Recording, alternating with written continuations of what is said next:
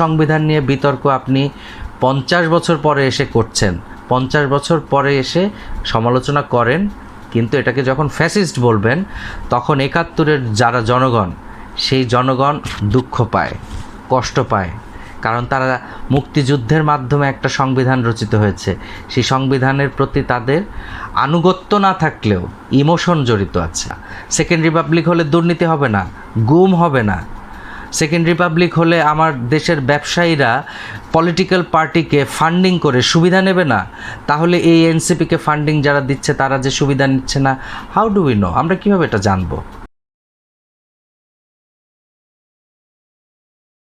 দর্শক, আপনাদেরকে আমন্ত্রণ জানাচ্ছি আমার শায়েরকাস্ট চ্যানেলে। আপনারা জানেন যে আমি নিয়মিতভাবে সমসাময়িক বিষয় নিয়ে কথা বলছিলাম। মাঝখানে একটা বড় বিরতি পড়েছে এবং সেটার জন্য আমি অত্যন্ত দুঃখিত এবং আপনাদের কাছে ক্ষমা প্রার্থী। কারণ আমি আমার কিছু কাজের ব্যস্ততার কারণে কন্টেন্টের সময় দিতে পারছিলাম না এবং আপনারা অনেকেই জানতে চেয়েছেন কেন আমি কন্টেন্ট দিচ্ছি না। আমি আসলে উত্তরও দিতে পারছিলাম না, কারণ আমি খুব লজ্জিত ছিলাম। যাই হোক, আমরা আজকে যে বিষয়টি নিয়ে আলাপ করব সেটি হচ্ছে যে প্রথম আলোতে আজকে একটি কলাম প্রকাশিত হয়েছে। কলামটির শিরোনাম হচ্ছে কেন আমাদের দ্বিতীয় রিপাবলিকের প্রস্তাব। মানে এটা হচ্ছে সারোয়ার তুষার, তিনি জাতীয় নাগরিক পার্টি, ছাত্রদের যে নতুন দল, সেই নাগরিক পার্টির একটি পদও উনি হোল্ড করেন, সেটি হচ্ছে যুগ্ম আহ্বায়ক। উনি জাতীয় নাগরিক পার্টির যুগ্ম আহ্বায়ক এবং উনি খুবই ভোকাল। উনি বিভিন্ন টক শোতে আসেন, আমি খুব মনোযোগ দিয়ে শুনি। একই সঙ্গে উনি লেখালেখিও করেন। ইভেন 5ই আগস্টের আগে আমি গত 1.5-2 বছর ধরে আমি দেখেছি যে উনি সোশ্যাল মিডিয়াতেও খুব অ্যাক্টিভ, খুব সমালোচনা করতেন গভর্নমেন্টের, সরকারের বিভিন্ন, অর্থাৎ আওয়ামী লীগ সরকারের বিভিন্ন কর্মকাণ্ডের, ইলেকশন নিয়ে কথা বলতেন। মানে মোটা দাগে উনি খুবই জ্ঞানী এবং আমার কাছে মনে হচ্ছে উনি খুব পড়াশোনাও করেন। এটা খুবই ভালো একটা দিক যে ইয়াং জেনারেশনে যারা আছেন তারা পড়াশোনা করছেন, পলিটিক্স নিয়ে ভাবছেন, পলিটিক্স নিয়ে তাদের একটা অ্যানালিসিস আছে। এটা খুবই দরকার ছিল আমাদের এই নতুন প্রজন্ম যারা, তাদের মধ্যে। তবে সারোয়ার তুষারের ক্ষেত্রে আমি বেশ কিছু জায়গায় দেখেছি, বিশেষ করে টক শোগুলো তো আমি ফলো করার চেষ্টা করি। আমি সেখানে দেখেছি যে উনি মাঝে মাঝে কিছু বক্তব্য দেন যেখানে কিছু ফাঁকফোকর থাকে আর কি। মানে চাইলে যিনি উপস্থাপক ওনাকে পাল্টা কোনো প্রশ্ন করতে পারেন, কিন্তু হয়তো বা উপস্থাপক প্রশ্নটা করতে চান না। যাই হোক, আমি এই লেখাটা নিয়ে আমি আলোচনা করব এই কারণে যে আমি ছাত্ররা শুরু থেকেই যখন তারা সেকেন্ড রিপাবলিকের কথা বলছিল, আমি খুব বোঝার চেষ্টা করছিলাম যে আসলে সেকেন্ড রিপাবলিকটা কী, সেকেন্ড রিপাবলিকের ভিত্তিটা কী, তারা কেন চায় এটা, এবং এটার অবজেক্টিভটা কী, মানে কেন চাই, কিভাবে চাই এবং কেন জরুরি। মানে এই প্রশ্নগুলো তো আসলে জনগণের সামনে হাজির করতে হবে। মানে এই ছাত্ররা এখন তো দল করে ফেলেছে, আগে তো বৈষম্য বিরোধী ছাত্র আন্দোলনের ব্যানারে তারা ছিল। মানে ওদের একটা প্রবণতা আমি দেখেছি যে ওরা যেটা চাচ্ছে এটাকেই মনে হচ্ছে যে এটা, মানে এই চাওয়াটাই হচ্ছে শেষ এবং এটাই দিতে হবে তাদেরকে। মানে তাদের চাওয়ার জায়গাটা ছিল এমন। এটা খুব ভালো হতো যদি ওনারা জনপরিসরটা তৈরি করতেন, মানুষের কাছে যেতেন, মানুষের কাছে বলতেন যে কেন এই সেকেন্ড রিপাবলিকটা আমাদের দরকার, এটা করলে আমার কী লাভ হবে, আমার দেশের কী লাভ হবে, আমাদের সাধারণ মানুষের কী লাভ হবে। এই প্রশ্নগুলো কিন্তু আনা দরকার ছিল। আমি আনলাম এবং বিএনপি আমাকে বাধা দিল, এজন্য আমি বিএনপিকে নিয়ে সমালোচনা করব। এটাতে আসলে বাংলাদেশের মানুষ কতটুকু বুঝবে, কতটুকু বুঝবে না, এটা একটা বড়, মানে আমার কাছে একটা বড় প্রশ্ন আর কি। যাই হোক, সারোয়ার তুষার যেই কথাটা এখানে শুরু করেছেন, তার আগে আমি বলি যে ওনার এই লেখার ভেতরেও আমি আসলে কেন আমার সেকেন্ড রিপাবলিক প্রয়োজন, এই উত্তরটা আমি পাই নাই। সেকেন্ড রিপাবলিক বলতে আসলে আমি কি বুঝি, সেটা একটা উত্তর আমার এই লেখায় আমি চাচ্ছিলাম, সেটাও আমি পাইনি। কারণ সেই গদবাঁধা কথা যা পলিটিক্যাল পার্টিগুলো বলে, মানে সেগুলোই আমরা শুনছি আর কি। সেই পুরনো ব্যান্ডের আওয়াজই আমরা শুনতে পাচ্ছি, নতুন কিছু এখানে নাই আসলে। আমি মানে সারোয়ার তুষার যেটা শুরু করেছেন যেটা দিয়ে, সেটা হচ্ছে যে ছাত্ররা প্রথমে গণপরিষদের নির্বাচন চেয়েছে এবং গণপরিষদের যারা সদস্য নির্বাচিত হবেন তারা একটা সংবিধান তৈরি করবেন এবং সেই সংবিধানের আন্ডারে একটা জাতীয় নির্বাচন হবে। তাদের দাবিটা হচ্ছে সেটা, এবং এটা এখনও তারা দাবি করে যাচ্ছে। আমার কাছে এটাকে যে খুব মন্দ বা বাতিল করে দেওয়া, সেটা আমার কাছে মনে হয় না। আমার মনে হচ্ছে যে আইডিয়াটা ইজ গুড, বাট আমার কাছে প্রশ্নটা হচ্ছে যে এই মুহূর্তে আমাদের সেই সময়টুকু আছে কি না।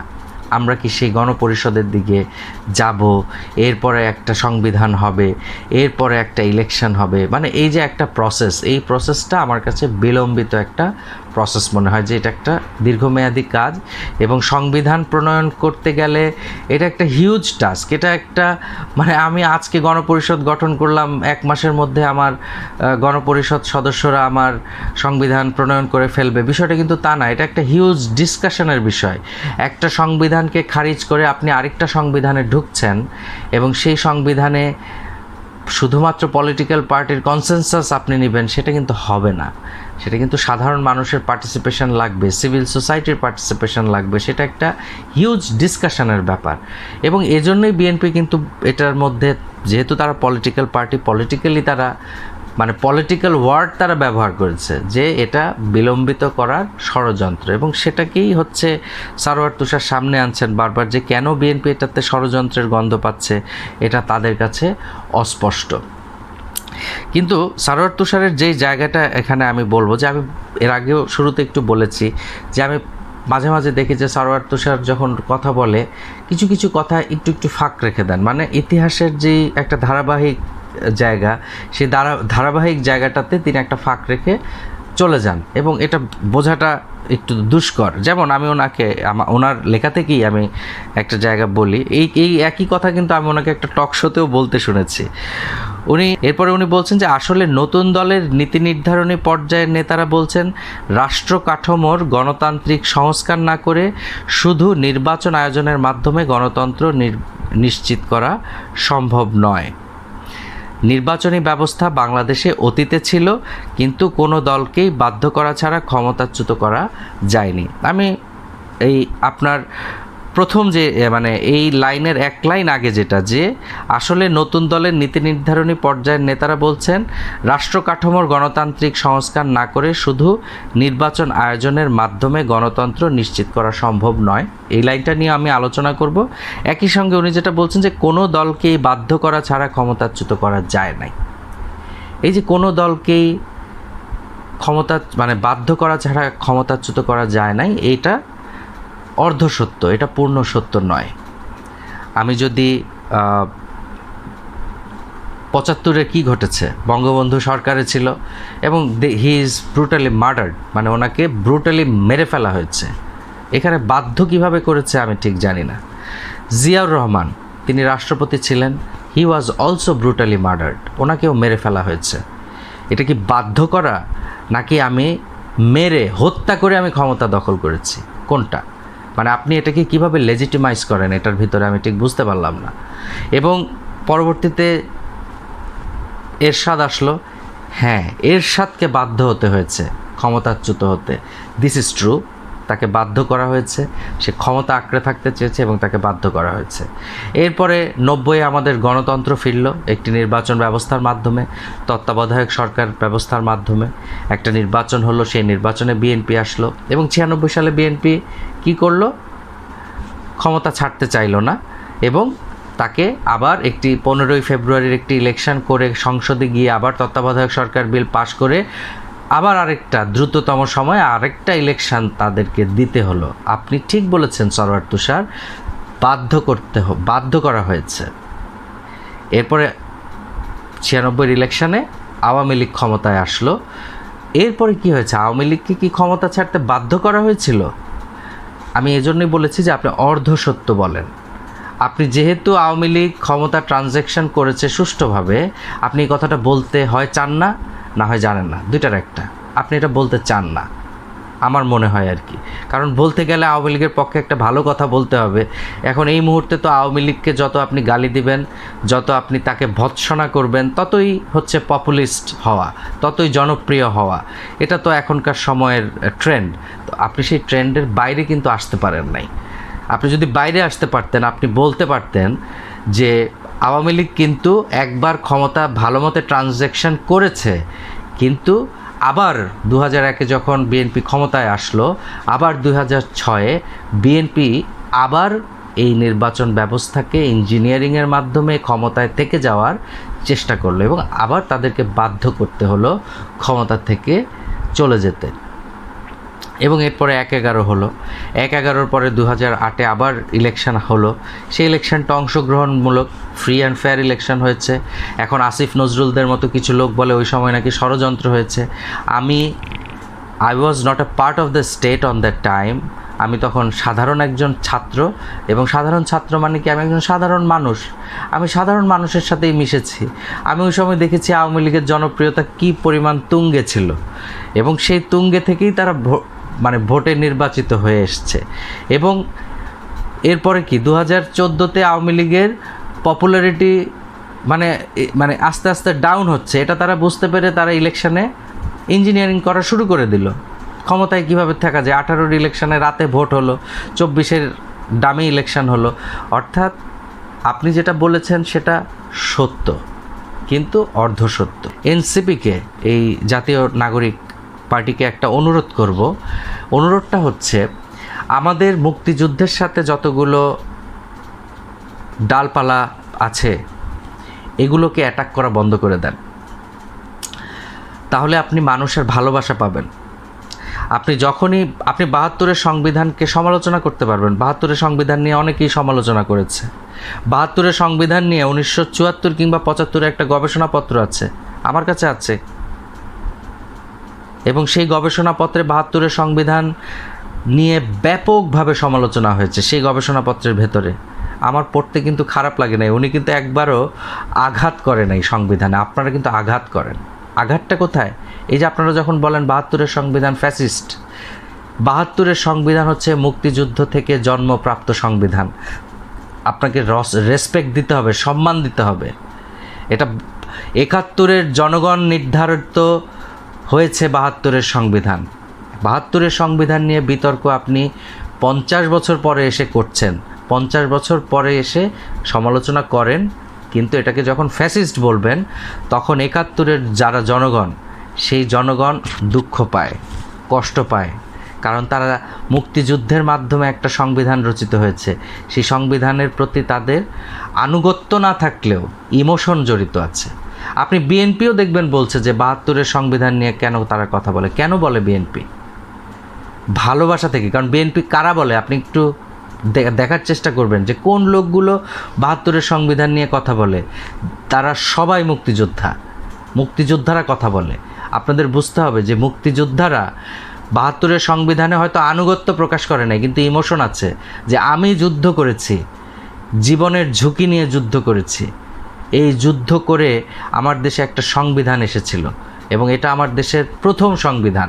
এই সংবিধানের প্রতি আপনার সমালোচনা থাকতে পারে, কিন্তু আপনি ডিসরেসপেক্টফুল হতে পারবেন না। বাট আপনারা এটা করছেন, অসম্মান করছেন। অসম্মানের জায়গা থেকে বেরিয়ে আসতে হবে। আমি আপনাদেরকে অনুরোধ করতে পারি, বাধ্য তো আর করতে পারি না, আপনাদের বিচার বিবেচনা দিয়ে আপনারা চিন্তা করবেন। আচ্ছা, এরপরে উনি যেটা বলছেন যে রাষ্ট্রীয় প্রতিষ্ঠানগুলো যে ফ্যাসিজম হয়েছে, যে আপনার আমলাতন্ত্র, রাষ্ট্রীয় যন্ত্র, সাংস্কৃতিক জগৎ, ব্যবসায়ী, এই বিরোধী মতের কণ্ঠরোধ, গুম, বিচার বহির্ভূত হত্যা, এগুলো হচ্ছে আমাদের এখন তো এগুলো নিয়ে খুব আলোচনা হচ্ছে। কিন্তু ওই যে আমি জানতে চাচ্ছি বারবার যে কেন দরকার আমার, ওয়াই, কেন দরকার? সেকেন্ড রিপাবলিক হলে আমার এগুলো হবে না। সেকেন্ড রিপাবলিক হলে দুর্নীতি হবে না, গুম হবে না। সেকেন্ড রিপাবলিক হলে আমার দেশের ব্যবসায়ীরা পলিটিক্যাল পার্টিকে ফান্ডিং করে সুবিধা নেবে না। তাহলে এই এনসিপিকে ফান্ডিং যারা দিচ্ছে তারা যে সুবিধা নিচ্ছে না, হাউ ডু উই নো? আমরা কীভাবে এটা জানবো? আমরা জানবোটা কীভাবে? আমরা তো এটা জানি না, তাই না? সুতরাং তারপরেও আমি একটু আলোচনা এই জায়গাটুকু আমি করতে চাই যে ওনারা একটা কথা বারবার বলেন যে সমাজ হবে দায় ও দরদের, যেখানে জনগোষ্ঠীর কোনো অংশকে অপরায়ণের শিকার হতে হবে না। রাষ্ট্রের প্রত্যেক নাগরিককে সমান গুরুত্ব ও নিরাপত্তা নিশ্চিত করা হবে। আমি এনসিপিকে অত্যন্ত বিনয়ের সঙ্গে একটি প্রশ্ন করতে চাই, সেটা হচ্ছে যে 5ই আগস্টের পর থেকে আপনাদের কোন কর্মকাণ্ড ছিল দায় ও দরদের? কোন কর্মকাণ্ড একটা দেখান যে আপনারা দায় ও দরদ থেকে কাজ করেছেন? একটা কাজও আপনারা করেন নাই। আপনারা মানুষকে প্রতিশোধ পরায়ণের দৃষ্টিতে দেখেছেন, বিদ্বেষ ছড়িয়েছেন, মানুষের উপর হামলাকে জাস্টিফাই করেছেন, মব করে বিচারপতিকে নামিয়ে ফেলেছেন, যেটা একটা আইনি প্রক্রিয়ার মাধ্যমে করলে ভালো হতো। আপনারা 32 নম্বরে ঘোষণা দিয়ে হামলা করেছেন, ভেঙে দিয়েছেন, এবং সেটার সূত্র ধরে সারা বাংলাদেশে অসংখ্য মানুষের এবং আওয়ামী লীগের নেতাকর্মী বলতে হয় তাদের ঘরবাড়ি আপনারা বুলডোজার দিয়ে গুঁড়িয়ে দিয়েছেন, বা আপনারা না গুড়ালেও আপনাদের প্রচ্ছন্ন সমর্থন ছিল।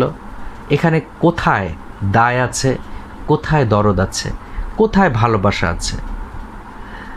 অর্থাৎ আপনারা কিন্তু আওয়ামী লীগ যেমন জামাত এবং বিএনপিকে একঘরে রেখে নিপীড়ন নির্যাতনকে জাস্টিফাই করত মুক্তিযুদ্ধের বিরোধী শক্তি হিসেবে, ঠিক একইভাবে আপনারা আওয়ামী লীগকে আলাদা করে আপনারা জাস্টিফাই করছেন তাদেরকে নিপীড়িত করতে পারলে, তাদেরকে শেষ করে দিতে পারলে আপনাদের দেশ, আপনারা মনে করেন এই দেশ সুষ্ঠু সুন্দরভাবে চলবে, এটা আপনারা মনে করেন।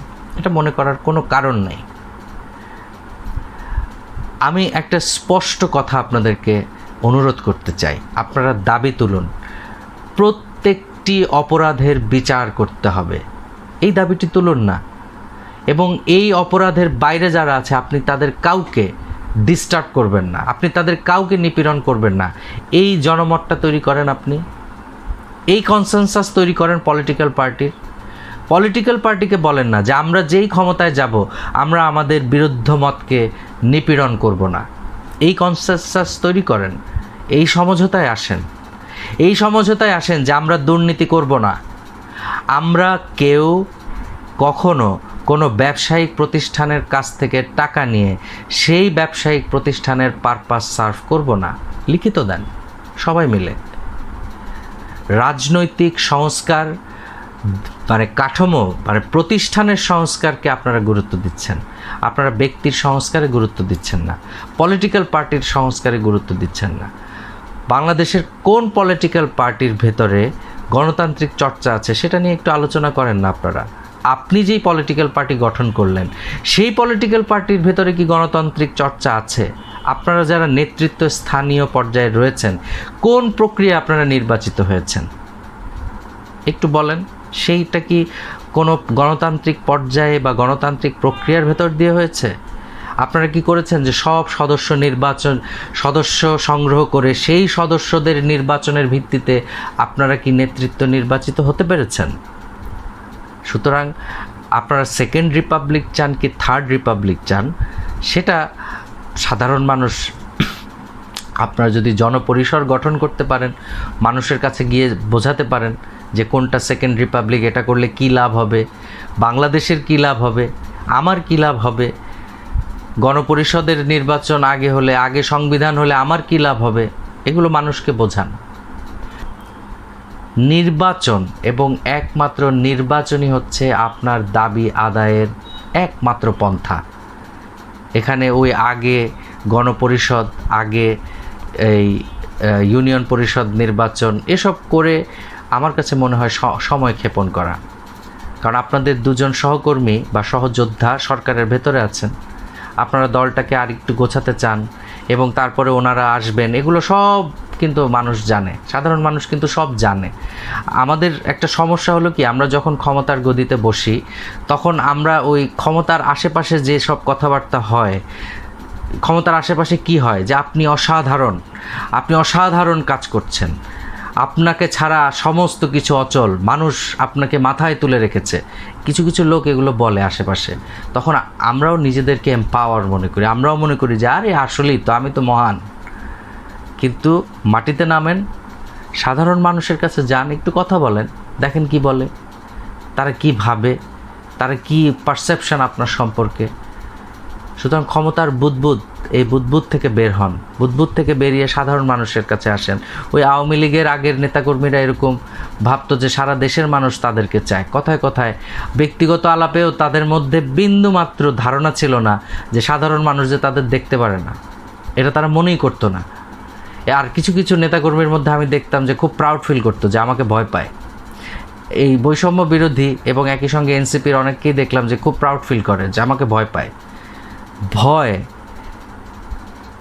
ভয় কিন্তু শেখ হাসিনা টিকিয়ে রাখতে পারে নাই, এটা আপনাদেরকে মাথায় রাখতে হবে।